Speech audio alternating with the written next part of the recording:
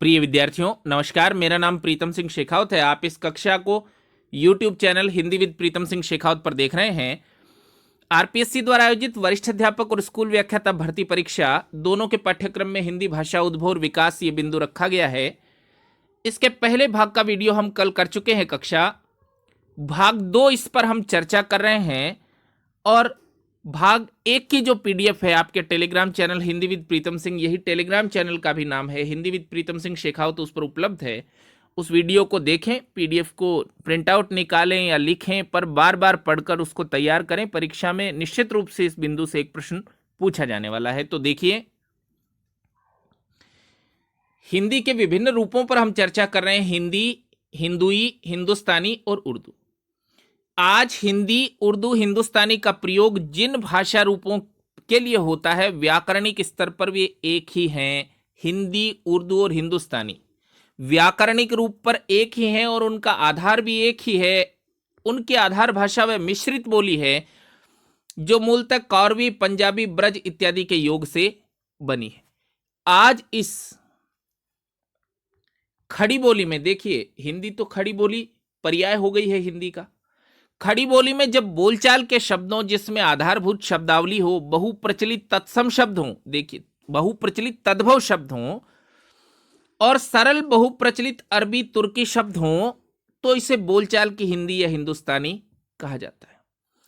इन शब्दों के साथ जब संस्कृत के अल्प प्रचलित और कठिन शब्दों का प्रयोग हो तो इसे हिंदी या साहित्यिक हिंदी कहा जाता है। जब कठिन और अल्प प्रचलित शब्दों का प्रयोग हो तो हम इसे हिंदी और साहित्यिक हिंदी कह देते हैं। बोलचाल के शब्दों और तद्भव शब्दों का प्रयोग अधिक हो तो उसे हिंदी या हिंदुस्तानी कह देते। और देखिए, इन शब्दों के साथ, बोलचाल के साधारण शब्दों के साथ अरबी, फारसी, तुर्की के अल्प प्रचलित कठिन शब्दों का प्रयोग होने लगता है तो उसे उर्दू कह देते हैं। तो उर्दू हिंदी का ही एक रूप है, अरबी, फारसी, तुर्की की ओर अधिक झुका हुआ। देखिए, हिंदुई शब्द हिंदू और ई से बना है। हिंदवी और हिंदुई दोनों का प्रयोग प्राचीन साहित्य में हिंदी के लिए काफी पहले से मिलता है। हिंदी शब्द बाद में चलन में आया भाषा के अर्थ में। हिंदवी और हिंदुई पहले प्रयोग हुआ। 13वीं शताब्दी में औफी और अमीर खुसरो ने इनका प्रयोग किया है। अमीर खुसरो आदिकाल में हिंदवी, हिंदुई इस शब्द का प्रयोग करते हैं हिंदी भाषा के लिए। खालिक बारी में, खालिक बारी तो आप लोग जानते हैं कि अमीर खुसरो जी का शब्दकोश है।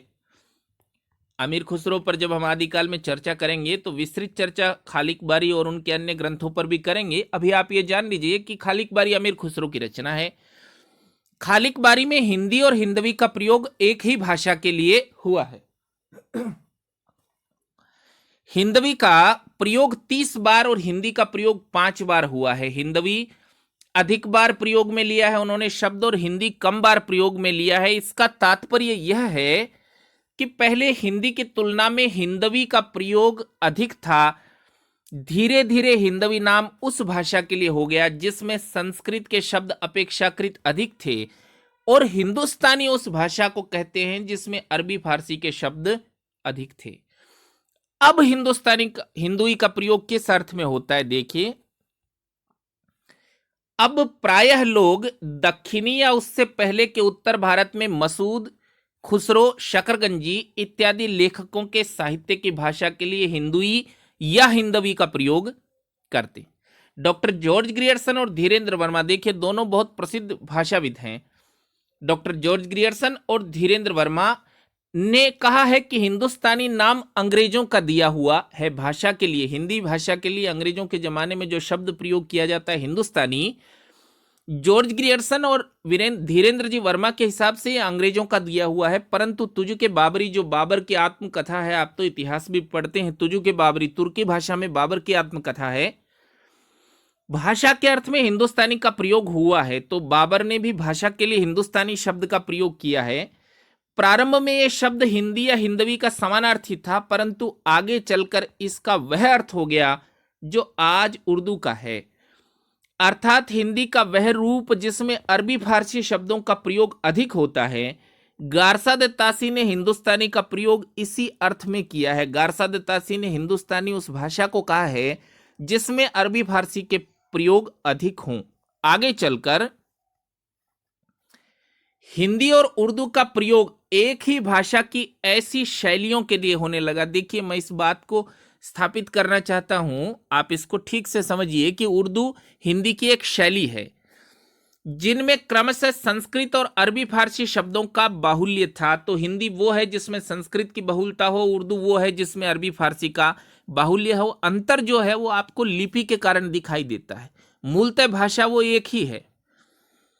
हिंदुस्तानी उस भाषा को कहने लगे जिसमें संस्कृत निष्ठ, जिसमें न तो संस्कृत के कठिन शब्द हो न अरबी फारसी के। गांधी जी ने हिंदुस्तानी का प्रयोग इसी अर्थ में किया है। देखिए, हिंदुस्तानी भाषा के अर्थ में जब प्रयोग की जाए, इसका अर्थ हो न तो अरबी फारसी के कठिन शब्द हो न संस्कृत के कठिन शब्द हो। इसी को गांधी जी ने भी हिंदुस्तानी कहा है। और ये उर्दू जो शब्द है, बहुत पूछा गया प्रश्न है परीक्षाओं में, मूलतः तुर्की भाषा का है जिसका अर्थ है शाही शिविर या खेमा। देखिए, हिंदी नाम और उसके विभिन्न रूप।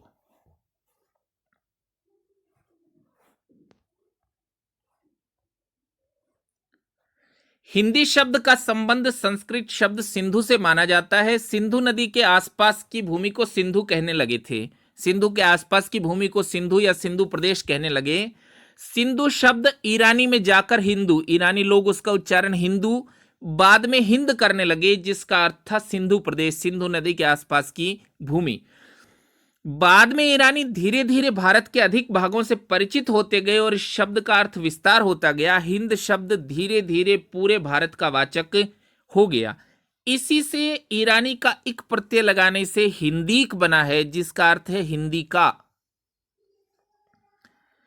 और यूनानी शब्द इंडिका या इंडिका, अंग्रेजी भाषा का इंडिया आदि इस हिंदी का ही विकसित रूप है। और अगली बात परीक्षा में आने जैसी है कि हिंदी भाषा के लिए हिंदी शब्द का प्रयोग, अभी हमने देखा है हिंदवी कहा जाता है, उसको हिंदुई कहा जाता है, हिंदुस्तानी कहा जाता है, पर भाषा के लिए हिंदी का प्रयोग, देश के लिए नहीं, भाषा के लिए हिंदी का प्राचीनतम प्रयोग शरफुद्दीन यज़दी की किताब है जफरनामा 1424 में लिखी गई, वहां मिलता है। इसको ठीक से याद रखिएगा। हिंदी भाषा के लिए हिंदी शब्द का प्राचीनतम प्रयोग शरफुद्दीन यज़दी के जफरनामा 1424 में मिलता है। अगला बिंदु देखिए, हिंदी भाषा का विकास। इस बात को समझिए आप लोग कि बिंदु हमारे पाठ्यक्रम में चल रहा है हिंदी भाषा उद्भव और विकास। विद्यार्थी केवल उद्भव पढ़कर चले जाएंगे तो गड़बड़ रहेगा, विकास पर प्रश्न पूछे जाते हैं। हिंदी भाषा का व्याकरणिक रूप पाली से ही मिलने लगता है। प्राकृत काल में उनकी संख्या और बढ़ गई। अपभ्रंश काल में हिंदी का रूप 40% से ऊपर हो गए और हिंदी भाषा का वास्तविक आरंभ 1000 ईस्वी के आसपास से माना जाता है। हमने कल की कक्षा में भी ये बात की है कि 1000 ईस्वी के आसपास से हिंदी के विद्यार्थी के रूप में जब आपको प्रश्न पूछा जाए कब से हिंदी इस देश में बोली जा रही है, तो लगभग 1000 ईस्वी के आसपास से हिंदी का उद्भव माना जाए। हिंदी भाषा के विकास की दृष्टि से पूरे समय से 3 कालों में बांटा जा सकता है। विकास की दृष्टि से, भाषा के विकास की दृष्टि से इसे 3 कालों में बांट सकते हैं, आदिकाल, मध्यकाल और आधुनिक काल। देखिए, साहित्य का आप अलग रखिए, अभी हम भाषा पढ़ रहे हैं, तो 3 कालों में भाषा के विकास की दृष्टि से इसको बांट सकते हैं। देखिए, पहला काल आदिकाल 1000 से 1500 ईस्वी इसका समय माना जाए। हिंदी भाषा अपने आदिकाल में सभी बातों में अपभ्रंश के बहुत निकट थी। हिंदी से ठीक पहले बोली जाने वाली भाषा अपभ्रंश, जो बोलचाल की भाषा है, उसके बहुत निकट थी हिंदी, क्योंकि उसी से हिंदी का उद्भव हुआ। कल हम लोगों ने देखा है कि शौरसेनी अपभ्रंश से, इस पर परीक्षा में प्रश्न पूछा जाना बनता है भाई, मागधी अपभ्रंश से और अर्धमागधी अपभ्रंश से हिंदी का बहुत सीधा संबंध है। मैं नहीं कह रहा हूं कि संस्कृत से उसका कोई संबंध नहीं है, संस्कृत से निश्चित उसका संबंध है, संस्कृत की शब्दावली उसमें प्रयुक्त होती है, लेकिन उसका उद्भव शौरसेनी अपभ्रंश से ही समझा जाना चाहिए। मूलतः ये तीनों रूप हिंदी के उद्भव करने वाले रूप हैं अपभ्रंश में। कल की पीडीएफ में हमने इस पर विस्तृत चर्चा की है, इसको बहुत बढ़िया से तैयार करिए। देखिए, अपभ्रंश में 8 स्वर थे। ये परीक्षाओं में बहुत पूछा गया प्रश्न है। हिंदी ने कौन कौन से स्वर विकसित किए, ये भी पूछा गया प्रश्न है। तो देखिए, अपभ्रंश में 8 स्वर थे, अ, आ, ई, उ, ए और ओ। आदिकालीन हिंदी में 2 नए स्वर विकसित हुए, ऐ और औ। तो हिंदी ने जो 2 नए स्वर विकसित किए वो ऐ और औ हैं। आप लोग तो व्याकरण में पढ़ते हैं कि री, ये जो स्वर है वो सीधे संस्कृत से लिया गया है। इस तरह हिंदी में स्वरों की संख्या 11 है, जिनका उच्चारण ऐ औ ये था। ऐ और औ इनका उच्चारण आदिकालीन हिंदी में ये था, लेकिन अपभ्रंश में 8 स्वर थे और आदिकालीन हिंदी में स्वरों की संख्या बढ़कर 10 हो गई। देखिए, चय, छय, जय, झय संस्कृत, पाली और प्राकृत अपभ्रंश में स्पर्श व्यंजन थे। चय, छय, जय, झय संस्कृत, पाली, प्राकृत और अपभ्रंश में स्पर्श थे। आदिकालीन हिंदी में होकर ये स्पर्श संघर्षी हो गए। स्पर्श तो था पर उच्चारण के समय संघर्ष होने लगा, इसे स्पर्श संघर्षी कहते हैं। जब हम वर्ण विचार पढ़ेंगे तो और विस्तार से चर्चा करेंगे। तब से अब तक ये स्पर्श संघर्षी ही हैं। न, र, ल और से संस्कृत, पाली, प्राकृत और अपभ्रंश में दंत्य ध्वनियां थी। देखिए, संस्कृत, पाली, प्राकृत और अपभ्रंश से आदिकालीन हिंदी कैसे अलग है, इसको समझिए। आदिकाल में वर्त से हो गए, आदिकाल में इनका उच्चारण वर्त से हो गया। अपभ्रंश में ड और ढ व्यंजन नहीं थे और आदिकालीन हिंदी में इसका विकास हुआ। इस तरह के प्रश्न परीक्षा में पूछे जाते हैं कि ड और ढ संस्कृत में व्यंजन नहीं, अपभ्रंश में व्यंजन नहीं थे, आदिकालीन हिंदी में इसका विकास हुआ है। तो हम असल में इस बिंदु पर कर क्या रहे हैं? इस बिंदु में हम ये कर रहे हैं कि ये जो अपभ्रंश है उससे आदिकाल की हिंदी अलग कैसे है, इस बात को समझना है। तभी आप हिंदी भाषा के विकास को ठीक से तैयार कर सकेंगे। चीजों को बार बार दोहराइए। पीडीएफ आपके टेलीग्राम चैनल पर इसी आशय से भेजी जाती है कि आप इसको बार बार पढ़ सके, उतार लें, प्रिंट आउट लें, जो भी करें, पर इसको बार बार पढ़ें। देखिए, न, म्ह, लह पहले संयुक्त व्यंजन थे, पहले ये संयुक्त व्यंजन थे।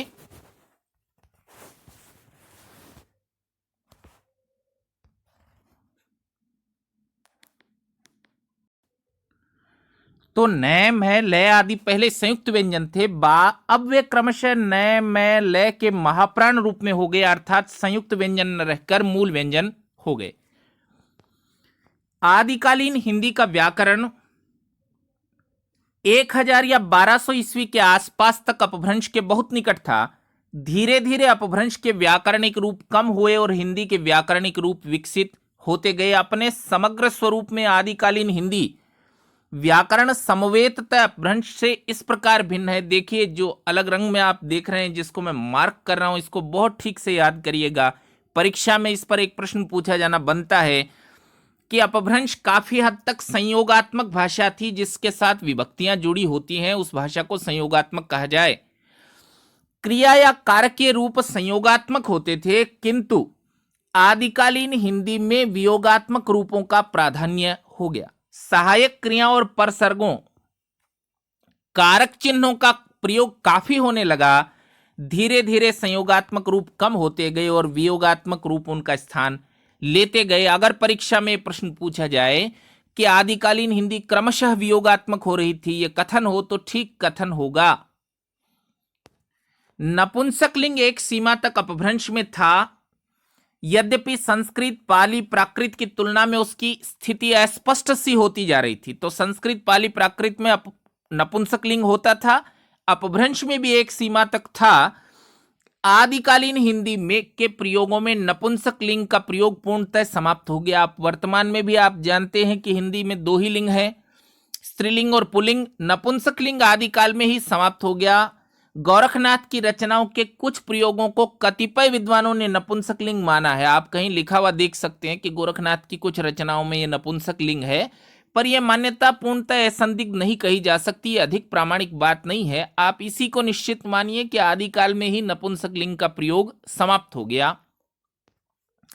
हिंदी वाक्य रचना में शब्द क्रम धीरे धीरे निश्चित होने लगा और आदिकालीन हिंदी का शब्द भंडार अपने प्रारंभिक चरण में अपभ्रंश का ही था, पर धीरे धीरे परिवर्तन आते गए। जहां हिंदी भाषा का आदिकाल समाप्त हो रहा है 1500 ईस्वी में, देखिए याद रखिए मैं भाषा के आदिकाल की बात कर रहा हूं, साहित्य के आदिकाल की नहीं। भक्ति आंदोलन का प्रारंभ हो गया और अपभ्रंश की तुलना में तत्सम शब्दावली बढ़ने लगी। मुसलमानों के आगमन से कुछ शब्द पश्तो से, फारसी से, तुर्की भाषाओं से हिंदी में आए। ये हिंदी भाषा के आदिकाल की विशेषताएं हैं।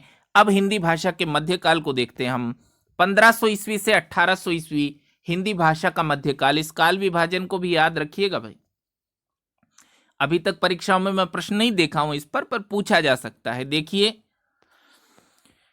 फारसी की शिक्षा की कुछ व्यवस्था। आप लोग तो जानते हैं कि मुगल काल में दरबार की भाषा थी फारसी। ये अलग बात है कि मुगल खुद फारस से संबंधित नहीं थे। बाबर अपनी मातृभाषा तुर्की में ही लिखते थे और बहुत अच्छे लेखक भी हैं। दरबार में फारसी का प्रयोग होने से उच्च वर्ग में फारसी का प्रसार हुआ, जिसके कारण उच्च वर्ग के लोगों की हिंदी में क, ग, ज, फ ये 5 व्यंजन आ गए। देखिए, इस क के नीचे नुक्ता, ख के नीचे नुक्ता, ग के नीचे नुक्ता, ज के नीचे नुक्ता और फ के नीचे नुक्ता। इससे उच्चारण संघर्षी होता है। क, ग, ज, फ, व ये 5 व्यंजन आ गए। शब्दांत का अ कम से कम मूल व्यंजन के बाद आने पर लुप्त हो गया। राम का उच्चारण राम होने लगा। अभी भी हम राम ही उच्चारण करते हैं। आदिकालीन जपता का उच्चारण जपता होने लगा। हम अभी भी ऐसा ही उच्चारण करते हैं। और है से पहले का ए कुछ स्थितियों में ए जैसा उच्चरित होने लगा, जैसे अहमद उच्चारण होने लगा अहमद। मध्यकालीन हिंदी व्याकरण के विषय में 3 बातें मुख्य हैं। इस काल में हिंदी भाषा का व्याकरण पूरी तरह अपने पैरों पर खड़ा हो गया। अपभ्रंश के प्रायः शब्द हिंदी से निकल गए। जो कुछ बचे थे वे ऐसे थे जिन्हें हिंदी ने आत्मसात कर लिया। भाषा आदिकाल की तुलना में और भी वियोगात्मक हो गई। संयोगात्मक रूप और भी कम हो गए। परसर्गों यानी कारक चिन्हों और सहायक क्रियाओं का प्रयोग और भी बढ़ गया। उच्च वर्ग में फारसी का प्रसार होने के कारण हिंदी वाक्य रचना परसर्गों से प्रभावित होने लगी। इसको देखिए थोड़ा, हिंदी वाक्य रचना फारसी परसर्गों से प्रभावित होने लगी। इसको ऐसा समझिए, फारसी भाषा का प्रचलन हुआ तो वो फारसी से अधिक प्रभावित होने लगे। और अब हिंदी भाषा का आधुनिक काल।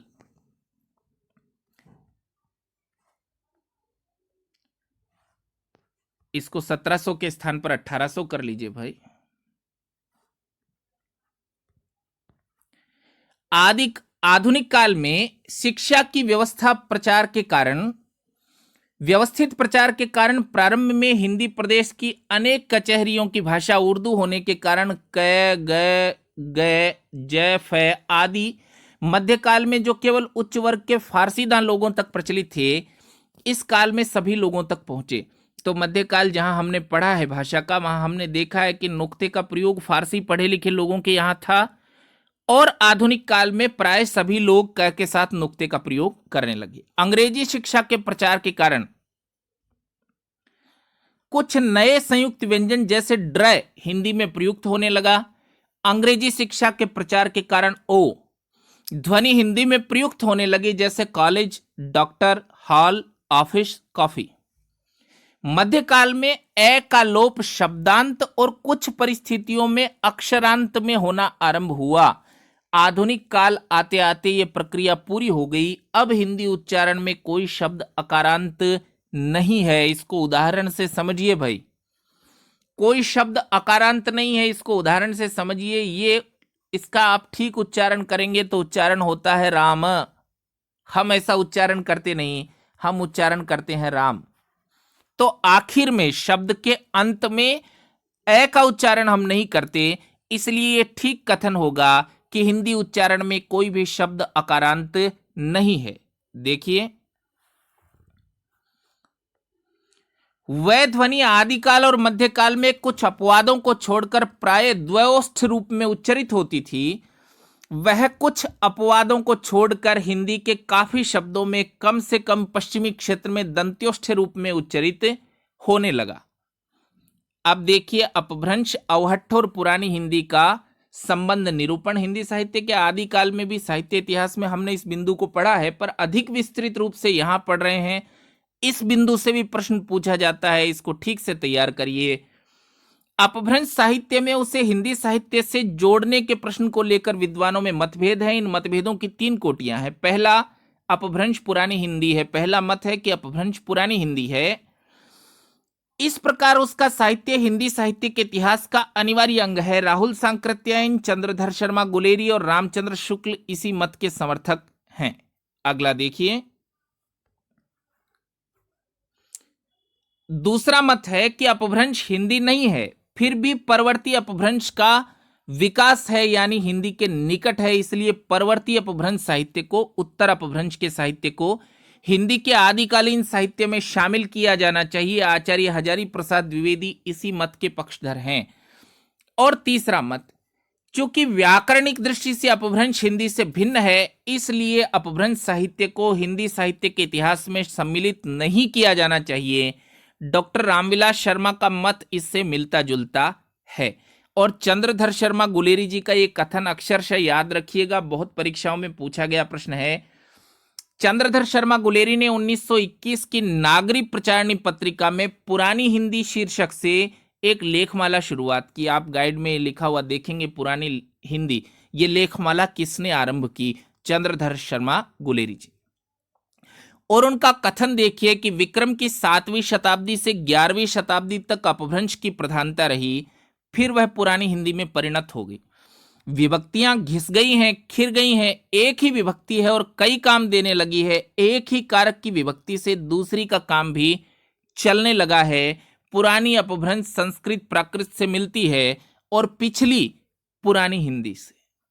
देखिए, गुलेरी जी अपभ्रंश को स्पष्टतया 2 भागों में बांट देते हैं, पुरानी अपभ्रंश और परवर्ती अपभ्रंश। बाद में इस परवर्ती अपभ्रंश को हिंदी साहित्य के इतिहास में सम्मिलित किया जाने लगा।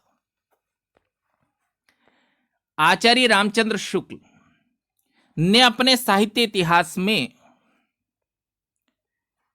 गुलेरी जी की तरह अपभ्रंश को पुरानी हिंदी कहा है। हिंदी साहित्य के इतिहास की भूमिका में उन्होंने लिखा है कि आदिकाल के भीतर अपभ्रंश की रचनाएं भी ले ली गई हैं, क्योंकि वे भाषा काव्य के अंतर्गत ही मानी जाती रही हैं। वे अपभ्रंश को अपभ्रंश पुरानी हिंदी या प्राकृताभास हिंदी, ये बहुत महत्वपूर्ण शब्द है भाई, प्राकृताभास हिंदी, शुक्ल जी ने ये शब्द इस्तेमाल किया है, प्राकृताभास हिंदी यानी प्राकृत की रूढ़ियों से बहुत कुछ बद्ध हिंदी कहते हैं। देखिए राहुल सांकृत्यायन जी का कथन। राहुल सांकृत्यायन हिंदी काव्यधारा 1945 इस पुस्तक में लिखते हैं कि पूरा अपभ्रंश साहित्य पुरानी हिंदी है।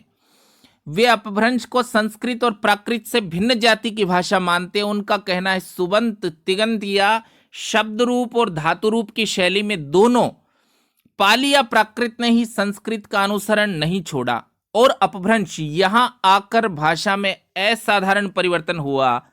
उसने नए सुबंतों तिगंतों की सृष्टि की, तो अपभ्रंश को पाली और प्राकृत से भी भिन्न प्रकार की भाषा राहुल सांकृत्यायन जी ने माना है। और आचार्य हजारी प्रसाद द्विवेदी जी का प्रसिद्ध कथन है, अपभ्रंश को अब कोई पुरानी हिंदी नहीं कहता। 1000 ईस्वी से 1400 ईस्वी तक की रचनाओं को द्विवेदी जी आदिकाल के अंतर्गत रखते हैं।